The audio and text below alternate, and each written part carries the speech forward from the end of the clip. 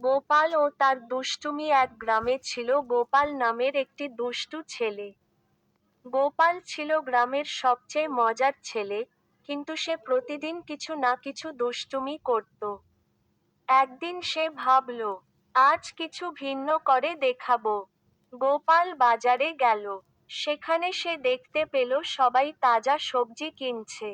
গোপাল হঠাৎ একটি পরিকল্পনা করল। সেই সবজির দোকানের সামনে গিয়ে চেঁচিয়ে বলল, শুনো, আজকের বিশেষ অফার। যে কেউ পেঁয়াজ কিনবে, তাকে বিনামূল্যে একটা বাঁশি দেওয়া হবে। লোকজন অবাক হয়ে গেল। সবাই ভেবে নিল, বাঁশি? কেন? কিন্তু বিনামূল্যে পেঁয়াজ কিনতে পেরে সবাই দৌড়ে গেল গোপালের দোকানে। দোকানদার হেসে বলল, গোপাল, তুমি আবার শুরু করেছো। কিন্তু গোপাল কিছুতেই পাত্তা দিল না। সেই বাঁশি বাজিয়ে বলল, দেখো, আমি তোমাদের জন্য গান গাইছি। হঠাৎ করে গোপালের বন্ধুরা এসে যোগ দিল।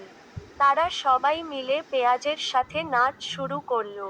বাজারের মানুষরা অবাক হয়ে তাদের দিকে তাকিয়ে থাকলো। গোপালের দুষ্টুমির জন্য সবাই হাসি হাসি মুখে মেতে উঠল। একটু পর গোপাল বলল, এখন যারা বাঁশি বাজাতে পারবে, তাদের জন্য আমি একটি সোনা রঙের পেঁয়াজ দেব। শুনে সবাই আবার ব্যস্ত হয়ে পড়ল। সারা বাজার আনন্দে ভরে গেল। গোপাল জানতো, তার দুষ্টুমির মাধ্যমেই সবাইকে আনন্দে রাখতে পারে। শেষ পর্যন্ত গোপাল নিজেও বুঝল, একটু দুষ্টুমি করলে জীবন সুন্দর হয়।